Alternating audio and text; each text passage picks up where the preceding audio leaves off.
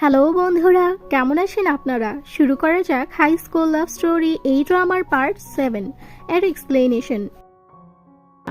এই কারণে সে শুধু নিজেকেই অপরাধী মনে করে। তারপর আমরা দেখি দাদিমা তার পুরাতন কাপড় ফেলে দেওয়ার জন্য বের করে।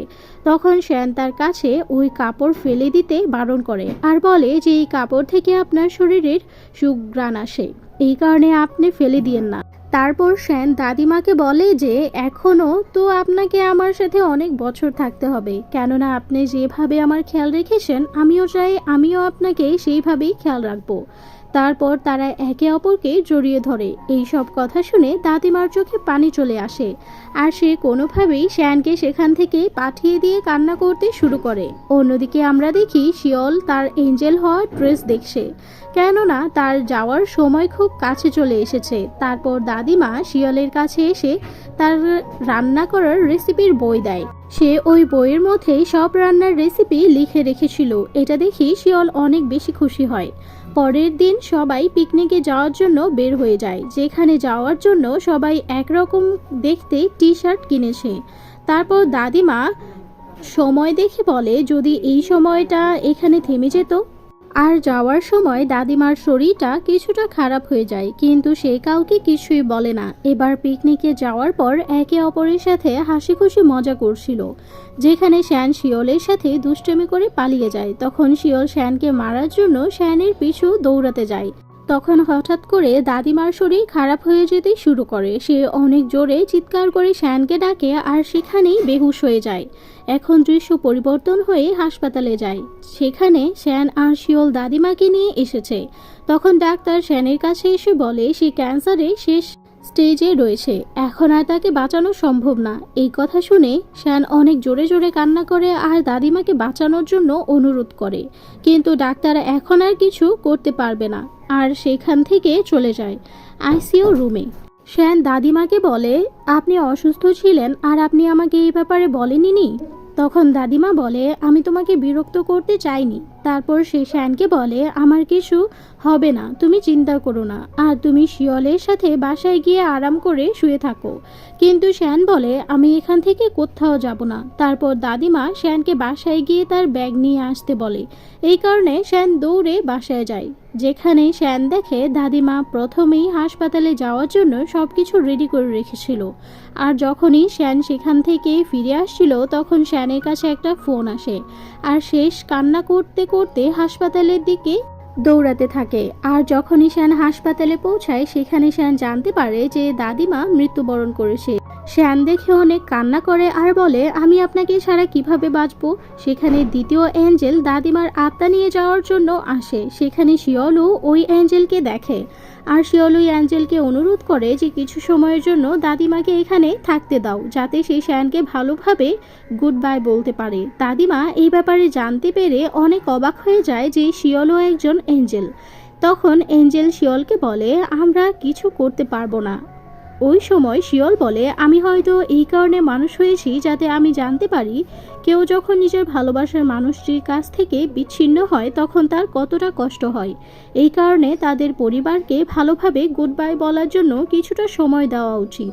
তারপর এঞ্জেল দাদিমার আত্মা নিয়ে সেখান থেকে চলে যায়। তারপর আমরা দেখি যে শিয়ল তার শপথ নেওয়ার 4 দিন হয়ে গিয়েছে আর সে নিজেকেই বলতে থাকে আমি কিভাবে শ্যানকে বলবো আমি এখন চলে যাচ্ছি। এই কথা শ্যান শুনে ফেলে আর জিজ্ঞেস করে তোমার কি স্মৃতিশক্তি ফিরে এসেছে? তখন শিয়ল হ্যাঁ বলে। তখন রাগ করে শিয়লকে বলে যদি তুমি যেতে চাও তাহলে এক্ষুনি চলে যাও। পরের দৃশ্যে আমরা দেখি শ্যানের দাদিমার মৃত্যুবার্ষিকীর দিন ছিল। সেখানে সবাই এসেছে, যেখানে টিনাও উপস্থিত ছিল। টিনার খুব কষ্ট হচ্ছিল, কিন্তু সে নিজেকে কোনো রকম সামলিয়ে বাইরে আসে। সেখানে গোং টিনাকে জিজ্ঞেস করে যে তুমি ঠিক আছো? তখন টিনা হ্যাঁ বলে। তখন সেখানে টিনার কাছে একজন মহিলা আসে। সে টিনাকে জিজ্ঞেস করে তুমি তো শ্যানের মা। কিন্তু টিনা বলে আপনার কোথাও ভুল হচ্ছে। এতটুকু বলে সেখান থেকে চলে যায়। তারপর আমরা দেখি শ্যানের বন্ধুর কাছে তার মার ফোন আসে। সেখানে তার মা বলে সে আবার বিয়ে করেছে। এই কথা শুনে সে খুব কষ্ট পায়। আরও বলে, আপনি আর বাবা নিজেদের নিয়েই ভাবছেন, আপনি এইরকমই করবেন, তাহলে আপনারা দুজন আমাকে কেন জন্ম দিয়েছেন? এখন টিনাও এই কথা শুনে ফেলে আর তার খুব কষ্ট লাগে, কেননা সেও শ্যানের সাথে এইরকম করেছে। সামনে আমরা দেখি এঞ্জেল দাদিমার আত্মা শ্যানের সাথে দেখা করার জন্য নিয়ে আসে। সেখানে শ্যান বলে, আমি জানতাম আমার দাদিমা এত বেশি ঔষধ নিচ্ছিল, কিন্তু তারপরেও তাকে আমি বিরক্ত করতে থাকতাম। তখন দাদিমা বলে, আমার এত খুশি থাকার কারণ শুধু তুমিই ছিলে, আর শ্যানকে একা রাখার জন্য ক্ষমা চায়। আর অন্যদিকে আমরা দেখি আজ শিয়লের শপথের 7 দিন হলো, আর আজ তার দুনিয়া থেকে যেতে হবে। তারপর শিয়ল ওয়াংকে বলে যে আমি চলে যাচ্ছি। এই কথা শুনে ওয়াংয়ের মন খারাপ হয়ে যায় আর শিয়লকে জড়িয়ে ধরে বলে, আমি জানি না সবাই কেন আমাকে ছেড়ে চলে যায়। তারপর শ্যান রুম থেকে বাইরে আসে আর ওই দুজনকে জড়িয়ে ধরে থাকতে দেখে ফেলে। তারপর শিয়ল শ্যানের সাথে কথা বলার চেষ্টা করে, কিন্তু শ্যান শিয়লের উপর রাগ করে ফেলে আর বলে, তুমি এখনো যাওনি, আর এখান থেকে চলে যাও। তারপর আমরা দেখি যে শ্যান দাদিমার ছবি নিয়ে একটা গাছের নিচে গিয়ে বসে দাদিমার সাথে কথা বলছিল। তখন দাদিমা সেখানে এঞ্জেলের সাথে আসে আর শিয়লকে বলে শ্যানকে গিয়ে জোরে হিট করতে, যাতে শ্যান কান্না করে তার মন হালকা করতে পারে। তখন শ্যান দাদিমার ছবির সাথে কথা বলছিল। এখন তো শিয়লও চলে গিয়েছে, আমি এখন একদম একা হয়ে গিয়েছি। এখন এঞ্জেল দাদিমাকে নিয়ে সেখান থেকে চলে যায়। তখন শিয়ল শ্যানকে গুড বাই বলার জন্য যাচ্ছিল, কিন্তু অ্যাঞ্জেল এর মধ্যে চলে আসে আর বলে, তুমি শ্যানের জন্য আরও বেশি কঠিন বানিয়ে দিবে। এখন শিয়ল সেখান থেকে চলে যাচ্ছে, কিন্তু শিয়ল বারবার পিছনে ঘুরে দেখছিল, কেননা শিয়ল সেখান থেকে যেতে চাচ্ছিল না। এবার যখন এঞ্জেল পিছন ঘুরে দেখে, তখন শিয়ল এঞ্জেলকে বলে, আমি ফিরে যেতে চাই না, আর আমি শ্যানের সাথেই সারা জীবন থাকতে চাই। তখন এঞ্জেল বলে যে তুমি তো শপথ নিয়েছো। ওই সময় শিয়ল বলে যে কোনো ব্যাপার না, যদি আমি কখনো এঞ্জেল হতে নাও পারি, আমার যত সমস্যার সম্মুখীন হতে হয় না কেন, আমি সারা জীবন এখানেই থাকবো। তারপর শিয়ল নিজের বই এঞ্জেলের কাছে দিয়ে দেয় আর এঞ্জেলকে ধন্যবাদ দিয়ে সেখান থেকে শ্যানের কাছে চলে যায়। সেখানে গিয়ে শিয়ল শ্যানকে কান্না করতে বলে। এখন শ্যান কান্না করতে থাকে আর ওই দুজন একে অপরকে জড়িয়ে ধরে নিজেদের কষ্ট শেয়ার করে। তারপর ওই দুইজন বাসায় চলে যায়। সেখানে আমরা দেখি শ্যানের এখনো মন খারাপ ছিল। এবার শিয়ল রাতে একা বসেই চিন্তা করছিল সে আবার এঞ্জেলদের কখনো দেখতে পাবে কি। তখন শিয়ল চিন্তা করে যে শেষবারের মতো এঞ্জেলদের গুড বাইও বলতে চায়। তারপর শিয়ল আকাশে তারা দেখে এঞ্জেলদের গুড বাই বলে, আর আমরা দেখি যে এঞ্জেল পাশেই দাঁড়িয়েছিল, শিয়লকে দেখছিল।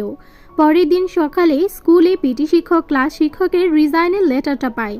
সেখানে সে বাচ্চাদের ব্যবহারে এত বেশি কষ্টে ছিল যে সে রিজাইন দিয়ে দেয়, কিন্তু পিটি শিক্ষক প্রিন্সিপাল ম্যামকে এই ব্যাপারে কিছুই বলে না, আর বলে যে তার শরীর খারাপ, এই কারণে সে কিছুদিন ধরে স্কুলে আসবে না।